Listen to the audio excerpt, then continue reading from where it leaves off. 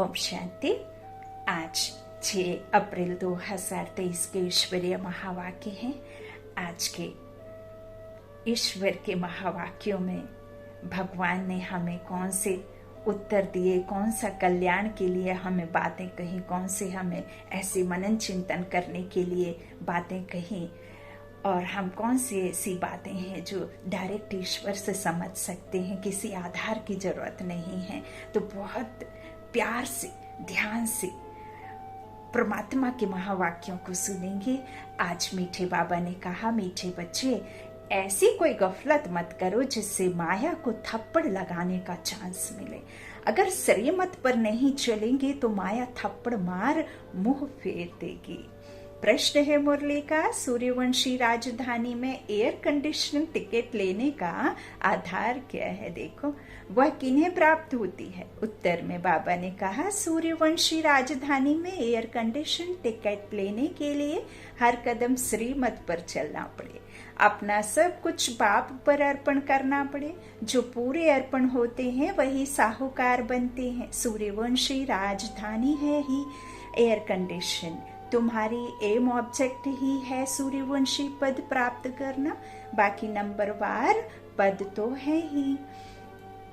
गीत है, वह बड़ा खुश नसीब है। अब कौन खुश नसीब है? आत्मा, है ना, कोई इंसान के लिए नहीं। परमात्मा ने अपने आत्मिक बच्चों के लिए कहा खुश नसीब।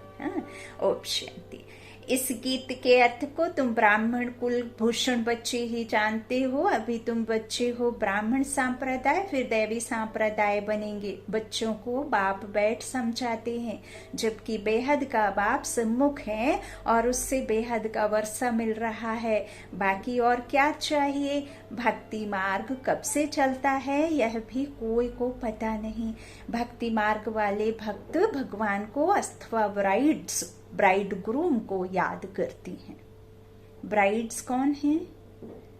सजनिया। कौन सजनिया? आत्मा सजनिया। किसको? ब्राइड ग्रूम कौन? साजन, परमात्मा शिव साजन को याद करती हैं। परंतु वंडर यह है, बाप को जानते नहीं। याद तो सभी करते हैं। ऐसा कब देखा? सजनी साजन को नहीं जाने तो याद कैसे कर सके? याद कर कैसे सके? भगवान तो सबका बाप ठहरा। बच्चे बाप को याद करते हैं, परंतु पहचान बिगर याद करना सब व्यर्थ है। हम कितना देखो जाते हैं, बाबा कहा तो यूं ही किसी संत महात्मा को या कोई मंदिर में बैठे विराजमान किसी को या कोई शरीर रूपी गुरु को सतगुरु बनाकर उसे याद कर लेते हैं। लेकिन हमें सच्ची पहचान नहीं होती, इसलिए हमारे अंदर बल नहीं है। बल खत्म होते होते होते एकदम खत्म ही हो जाएगा और हम उस तक पहुंच ही नहीं पाएंगे। इसीलिए हमें बल चाहिए। आत्मिक बल से सब कुछ संभव है, आत्मिक गुणों से सब कुछ संभव है। हम परमात्मा के बच्चे हैं। हमारी विजय का झंडा सदा फहराते रहेंगे और फहराया था। तो ऐसा हम विजयी रत्न आत्माएं हैं।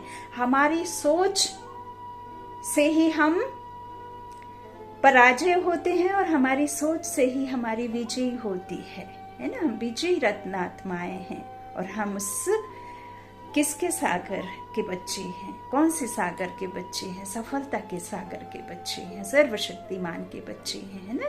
तो इस तरह से बाबा क्या कहते हैं कि मेरी पहचान नहीं है, तो पहचान नहीं है और याद करते हैं तो सब व्यर्थ है। इसलिए याद करने से कोई फायदा नहीं निकलता। अब हम नीचे वालों को याद करेंगे, जिसमें बल नहीं है, वो खुद उसकी फिराक में है, उसको खुद उसकी पहचान नहीं है, उसको उनको याद करेंगे तो हम भी वैसे ही बनेंगे। उसको याद करेंगे तो हम उसके समान बनेंगे, है ना। तो इसलिए पहचान करनी जरूरी है। याद करते करते कोई भी उस एम ऑब्जेक्ट को पाते नहीं। भगवान कौन है, उससे क्या मिलेगा, कुछ भी नहीं जानते। इतने सब धर्म है, क्राइस्ट, बौद्ध आदि प्रेसेप्टर अथवा धर्म स्थापन करने वालों को उनके फॉलोअर्स याद करते हैं, परंतु उनको याद करने से हमको क्या मिलता है, कुछ भी पता नहीं है। इससे तो जिस्मानी पढ़ाई अच्छी है। एम ऑब्जेक्ट तो बुद्धि में रहती है ना। बाप से क्या मिलता है, टीचर से क्या मिलता है वह समझ सकते हैं, गुरु से क्या मिलता है यह कोई भी नहीं समझ सकते। अब तुम बच्चों को निश्चय हुआ है कि हम बाप के बने हैं। बाबा हमको 5000 वर्ष पहले मुआफिक आग करके स्वर्ग का मालिक बनाते हैं अथवा शांति धाम का मालिक बनाते हैं। बाप कहते हैं, लाडले बच्चों तुम मुझसे अपना वर्षा लेंगे ना? सब कहते हैं हाँ बाबा, क्यों नहीं लेंगे। अच्छा, चंद्रवंशी पद, राम पद पाने में राजी होंगे? तुमको क्या चाहिए? बाप सौगात ले आए हैं। तुम सूर्यवंशी लक्ष्मी को वरेंगे या चंद्रवंशी सीता को? श्री राम के पुजारी श्री कृष्ण का नाम सुनना नहीं चाहते हैं।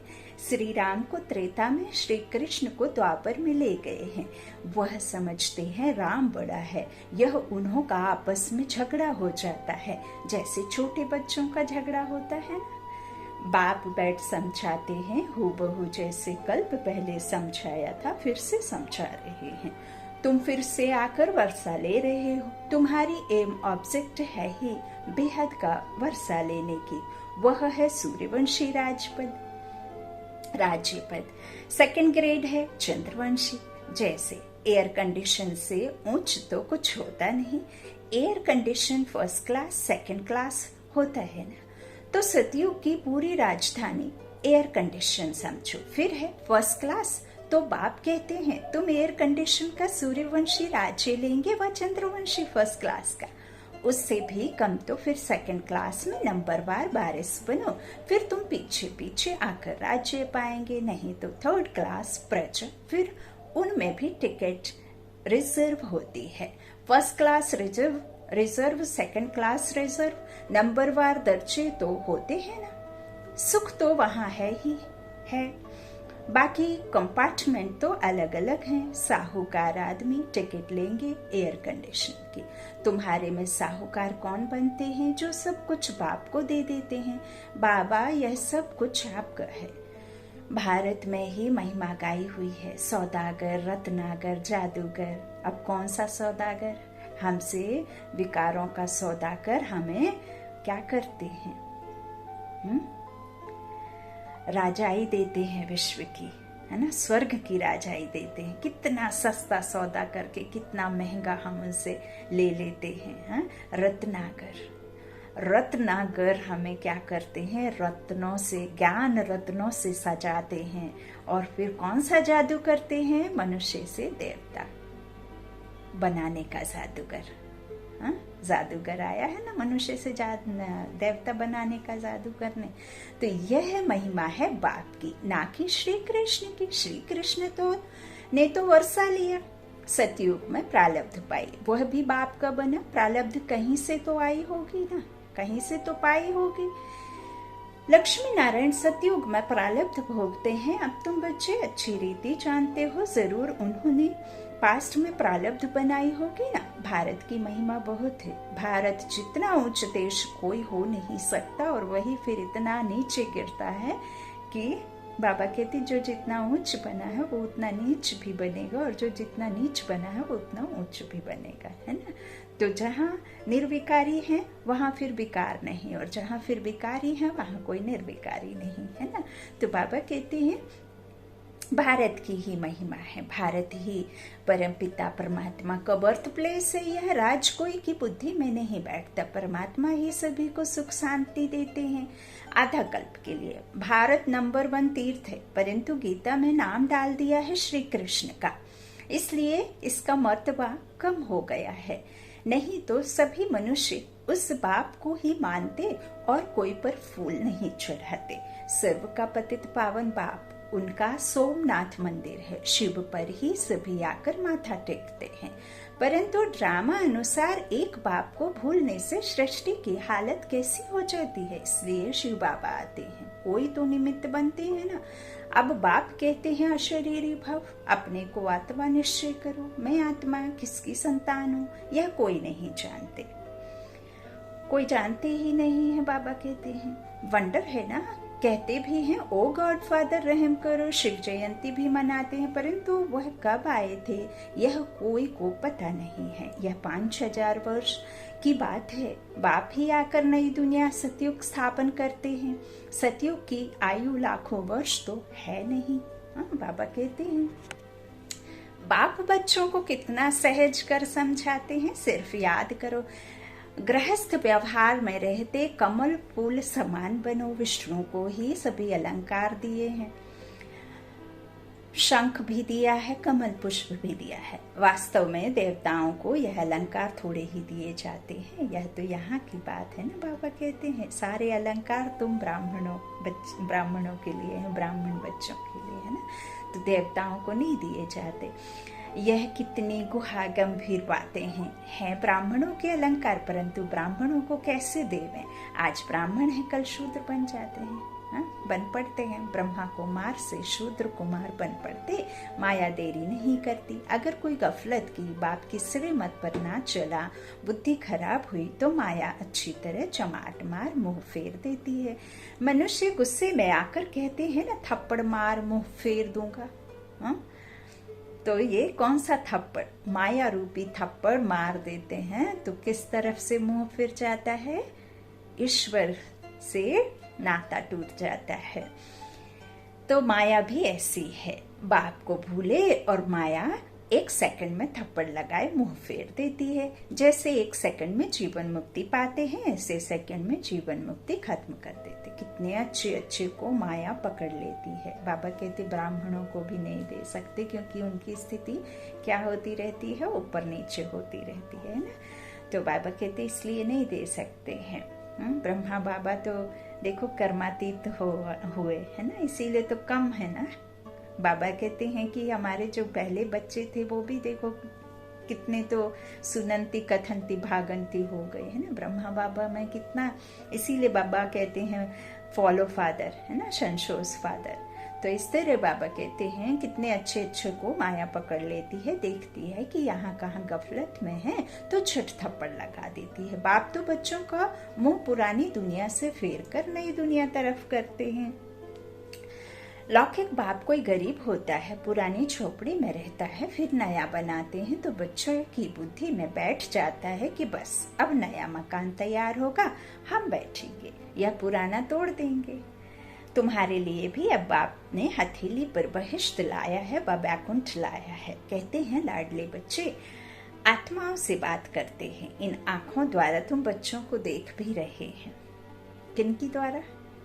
ब्रह्मा की आंखों के द्वारा है ना। जो छोटा सा एक डॉट बाबा की आंख में चमकता है ना, वो कौन? यहाँ बैठे शिव परमात्मा अपने बच्चों को इनकी आंखों के द्वारा देख रहे हैं। कश्मीर में ब्राह्मण लोग बहुत होते हैं, श्राद्ध आदि भी वहाँ खिलाते हैं, ब्राह्मण में आत्मा को बुलाते हैं। यह सभी साक्षात्कार का राज रखा हुआ है। ऐसे नहीं कि आत्मा कोई से निकल कर आती है। अपने बड़ों की आत्मा को बुलाते हैं, उनके लिए सभी कुछ तैयार रखते हैं। समझते हैं फलाने की आत्मा आएगी, फिर उनसे पूछा भी जाता है, आगे आत्मा बोलती थी, फिर उनसे पूछा जाता है आप राजी खुशी हैं, वह सुनाती है। यह भी ड्रामा अनुसार चलता है। कभी कभी बताते भी हैं मैंने फलाने घर में जन्म लिया है। यह सब साक्षात्कार की रीति ड्रामा में बनी है, जो रिपीट होती है। बाकी आत्मा कोई आती नहीं है। आगे टेबल में भी बुलाते थे। बाबा को सभी अनुभव है। अब टेबल में तो आत्मा आ न सके। ब्रह्मा बाबा तो कितना पारखी है, हर तरीके से परख है उनको, है ना। तो इस तरह बाबा को सभी अनुभव हैं। जिसने जो कुछ किया वह ड्रामा में था, सो हुआ। ड्रामा को कितना अच्छी रीति पकड़ना पड़ता है। भोग लगाया जाता है, आत्मा को बुलाया जाता है, वह सभी ड्रामा में नूंद है। इसमें संशय की कोई बात नहीं। नए आदमी ना समझने के कारण मूंझते हैं। बाप जादूगर भी है ना, समझाते हैं मैं भी ड्रामा के वश में हूँ। ऐसे नहीं ड्रामा के बिगर कुछ कर सकता हूँ। नहीं, बच्चे बीमार पड़ते हैं, ऐसे नहीं मैं ठीक कर दूंगा, ऑपरेशन कराने से छुड़ा दूंगा। नहीं, कर्म भोग तो सभी को भोगना ही है। बाबा ने पहले भी कहा, आज भी बाबा दूसरे तरीके से उत्तर दे रहे हैं। बाबा कहते हैं कि मैं आत्मा को ठीक करने आया हूँ, मैं आत्मा का डॉक्टर हूँ, रूह का रूहानी डॉक्टर, और शरीर के बारे में तो मैं नहीं जानता। शरीर का डॉक्टर तो शरीर के माफिक ही होगा। तो आपको जब कभी कुछ रोग आदि होता है तो आप भल मेरे बल से अपने में बल भरते रहो, है ना, क्योंकि आत्मा शरीर को चलाती है, लेकिन शरीर को चलाने वाला जो डॉक्टर है ना, उससे भी कांटेक्ट करना है ना। तो ऐसा नहीं है कि कोई बीमार है तो मैं ठीक कर दूंगा, ऑपरेशन कराने से छुड़ा दूंगा, नहीं। कर्म भोग तो सभी को भोगना ही है। तुम्हारे ऊपर तो बोझ बहुत है, क्योंकि तुम सभी से पुराने हो, तो प्रधान से एकदम तमो प्रधान बने हो। आज बाबा ने बहुत बड़ा किसी भाई बहन का, बच्चे का उत्तर दिया है। कई समझते हैं अब तो हम बाबा के योग से बहुत बड़ी बड़ी बीमारियां ठीक कर लेंगे। तो आप अनजान मत बनिए, अज्ञान मत बनिए। बाबा ने ज्ञान दिया है कि बच्चे, उसके लिए आपको वहां जाना पड़ेगा। भल मेरा साथ लेकर के आप उस मुश्किल से बाहर जरूर आ जाएंगे, लेकिन आपको वहां जाना पड़ेगा, है ना। अच्छा, अब तुम बच्चों को बाप मिला है तो बाप से वर्षा लेना चाहिए। तुम जानते हो कल्प कल्प हम ड्रामा अनुसार बाप से वर्षा लेते हैं। जो सूर्यवंशी चंद्रवंशी घराने के होंगे वह अवश्य आएंगे। जो देवी देवता थे फिर शूद्र बन गए हैं, फिर वही ब्राह्मण बन देवी संप्रदाय बनेंगे। यह बातें बाप बिगर कोई समझा न सके। बाप को बच्चे कितने मीठे लगते हैं, कहते हैं तुम वही कल्प पहले वाले मेरे बच्चे हो, मैं कल्प कल्प आकर तुमको पढ़ाता हूँ। कितनी वंडरफुल बातें हैं। निराकार भगवान मुंहबाज शरीर से वाच करेंगे ना। शरीर अलग हो जाता तो आत्मा वाच कर ना सके, आत्मा डिटैच हो जाती है। अब बाप कहते हैं अशरीरी भव, ऐसे नहीं कि प्राणायाम आदि चढ़ाना है, नहीं। समझना है मैं आत्मा अविनाशी हूँ, मेरी आत्मा में 84 जन्मों का पाठ भरा हुआ है। बाप खुद कहते हैं मेरी आत्मा भी जो एक्ट करती है वह पाठ सारा भरा हुआ है। भक्ति मार्ग में भी वही पाठ चलता है। कोई ने शराब पिया ही नहीं है तो टेस्ट का पता कैसे हो सकता है। ज्ञान भी जब लेवे तब पता पड़े, पढ़ने से सुनने से तो नहीं। बाबा कहते हैं बच्चे मेहनत से कब छूटोगे, जब स्वमान में स्थित रहोगे, है ना। तो कभी भी सुनना सुनाना नहीं, धारणा करनी। और धारणा कब होगी, जब आप स्वमान में स्थित रहेंगे। तो इस तरह बाबा कहते हैं ज्ञान भी जब लेवें तब पता पड़े, ज्ञान से ही सदगति होती है। बाप कहते हैं मैं सर्व का सदगति दाता हूँ। सर्वोदया लीडर्स है ना, कितने किस्म किस्म के हैं। वास्तव में तो सर्व पर दया करने वाला बाप है ना। सभी कहते हैं हे भगवान रहम करो, तो सभी पर रहम वह करते हैं, बाकी सब है खुद के रहम करने वाले। बाप तो सारी दुनिया को सतो प्रधान बनाते हैं, उसमें तत्व भी आ जाते हैं। यह काम एक परमात्मा का ही है। तो सर्वोदया का अर्थ कितना बड़ा है। और आप सर्वोदया के बच्चे, मास्टर सर्वोदया हो। जरा सोचो तो, इस स्वमान में टिक के तो देखो, हाँ मजा आ जाए। तो एकदम सर्व पर दया कर देते हैं। कौन? सर्वोदया ज्ञान सूर्य। स्वर्ग की स्थापना में कोई भी दुख नहीं होता है। वहाँ नंबर 1 फर्नीचर, वैभव आदि मिलते हैं। दुख देने वाले जानवर, मक्खी मच्छर आदि कोई नहीं होता। यहाँ भी बड़े आदमी के घर में कितनी सफाई होती है। कभी तुम मक्खी नहीं देखेंगे, कोई मच्छर घुस ना सके। स्वर्ग में कोई की ताकत नहीं जो ऐसे गंद करने वाली कोई चीज हो।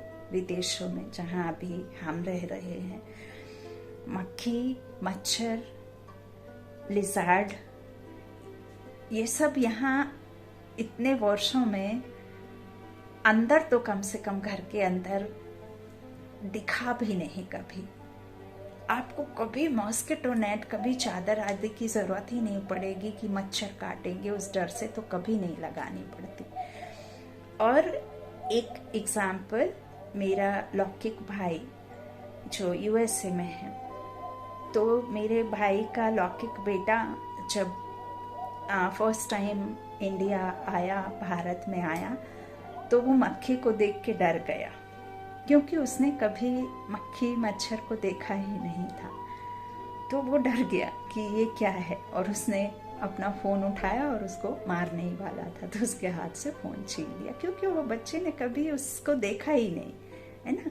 तो ऐसी देखो, ऐसी दुनिया में हम जाने वाले हैं, है ना।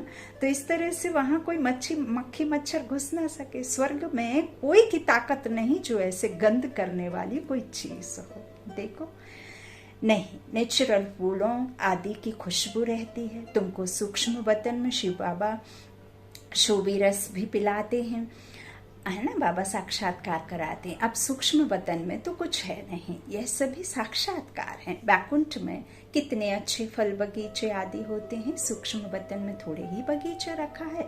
यह है सभी साक्षात्कार। बाबा कहते हैं वो सूक्ष्म वतन भी अभी तुमको साक्षात्कार के लिए रचना की है, रचता बाप ने। अदरवाइज सिर्फ परम धाम और ये स्थूल धाम, है ना, स्थूल वतन और बाबा का जो शांति धाम है, बस दो ही धाम है ना। तो एक पे पाठ बजता है और एक में रहते हैं। तो इस तरह से बाबा कहते हैं यह जो भी है सब सूक्ष्म वतन साक्षात्कार के लिए। यहाँ बैठे हुए तुम सभी साक्षात करते हो, गीत भी बड़ा फर्स्ट क्लास है। तुम जानते हो हमको बाप मिला है और क्या चाहिए। बेहद के बाप से बेहद का वर्षा लेते हैं, तो बाप को याद करना चाहिए। बाप की मत मशहूर है, श्रीमत से हम श्रेष्ठ ते श्रेष्ठ बनेंगे।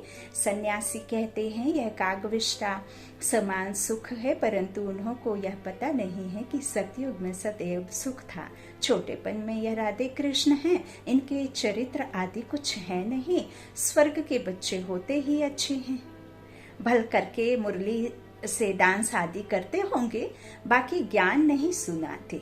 श्री कृष्ण को मुरली दी है, तब भला सरस्वती कहाँ गई। सरस्वती को सितार देते हैं तो बड़ी वट है ही ना। यह सब है भक्ति मार्ग, गुड़ियों का खेल। देवी देवताओं की मूर्ति बनाकर पूजा आदि करके फिर डुबो देते हैं। जिसको भगवान मानते उसको ही फिर डुबो दिया। इस पर तुम्हारा एक गीत भी बना हुआ है, इसको कहा जाता है ब्लाइंड फेथ। आज मीठे मीठे सी कीलाधे बच्चों प्रति माता पिता बाप दादा का याद प्यार और गुड मॉर्निंग। रूहानी बाप की रूहानी बच्चों को नमस्ते। हम रूहानी बच्चों की रूहानी माता पिता बाप दादा को याद प्यार और गुड मॉर्निंग। शुक्रिया बाबा, शुक्रिया शुक्रिया। धारणा के लिए मुख्य सार। पहला बाबा ने कहा हर एक इस ड्रामा के वश है। इस ड्रामा की किसी भी सीन को देखते संशय नहीं उठाना है, क्योंकि यह अभी भी जो सर चल रहा है ना ड्रामा, वो सब कल्याणकारी है। महाकल्याण का कार्य अभी चल रहा है, तो किसी भी बात में संशय नहीं उठाना है। ड्रामा के हर राज को अच्छी रीति समझकर अडोल रहना है। यह बेहद का ड्रामा है ना। दूसरा, अपने को अविनाशी आत्मा समझ इस शरीर से डिटैच हो अशरीरी बनने का अभ्यास करना है। अलग कर नहीं देते हैं, आत्मा परम धाम में जाकर बैठ नहीं जाती है। ठीक वैसे ही याद करना है जैसे हम घर बैठे कभी अपने मंदिर में कोई देवी को देखाते हैं, किसी मूर्ति को, तो मन बुद्धि से हमारे पटल पर वो बन जाती है छवि। ऐसे ही हमें अपने आशिक ईश्वर को याद करना है, अशरीरी होना है, डिटैच होने की प्रैक्टिस करनी है कि मैं आत्मा अलग, शरीर अलग, मैं अविनाशी आत्मा, और ये शरीर हड्डी मांस का जो विनाशी है, और वो लाइट की, है ना, शरीर है जो फरिश्ता बन उड़ जाती है। तो डिटैच होना है। आज का वरदान है करण करावनहार की स्मृति द्वारा बड़े से बड़े कार्य को सहज करने वाले निमित्त करण हार भव। बाप दादा स्थापना का बड़े से बड़ा कार्य स्वयं करण करावनहार बन निमित्त करण हार बच्चों द्वारा करा रहे हैं। बाप दादा स्थापना का बड़े से बड़ा कार्य स्वयं करावनहार बन निमित्त करणहार बच्चों द्वारा करा रहे हैं। ध्यान रखिए, हम करा नहीं रहे, करण करावनहार बाप है, अपने करणहार बच्चों द्वारा करा रहे हैं, निमित्त के द्वारा। करण करावनहार इस शब्द में बाप और बच्चे दोनों कंबाइंड हैं। कराने वाला करा रहा है ना। करन करावन हार, इस शब्द में बाप और बच्चे दोनों का माइंड है। हाथ बच्चों का और काम बाप का, नाम बच्चों का और शान बाबा के द्वारा, है ना। तो बाबा की क्या शक्ति और हमारी उंगली, है ना। तो इस तरह से बाबा करते हैं और हम अथक प्रयासरत रहें सदा, है ना। बाबा का है ना। तो हाथ बच्चों का और काम बाप का। हाथ बढ़ाने का गोल्डन चांस बच्चों को ही मिला है, लेकिन अनुभव यही करते हो कि कराने वाला करा रहा है, निमित्त बनाए चला रहा है, हर कर्म में करावन हार के रूप में साथी है। स्लोगन, ज्ञानी तू आत्मा वह है जो अर्जी डालने के बजाय सदा राजी रहे। ज्ञानी तू आत्मा वह है जो अर्जी डालने के बजाय सदा राजी रहे। जिस हाल में रखे तू मुझे, उस हाल में रह लूंगा सदा। सदा राजी हूं मैं तेरी रचा में मेरे बाबा, क्योंकि जो मेरे साथ कभी दुख है तो वो मेरा किया है, और जो कभी सुख है तो वो तेरा दिया है। अच्छा, ओम शांति। शुक्रिया बाबा, शुक्रिया शुक्रिया आप सभी भाई बहनों के स्नेह का, प्यार का, और बाबा के कार्य में सहयोगी बन बाबा की मुरली सुने, सुनाएं, धारणा करें अपने कल्याण के लिए। बाबा का कल्याण नहीं है, इसमें आपका ही कल्याण है। अच्छा, ओम शांति, गुड नाइट।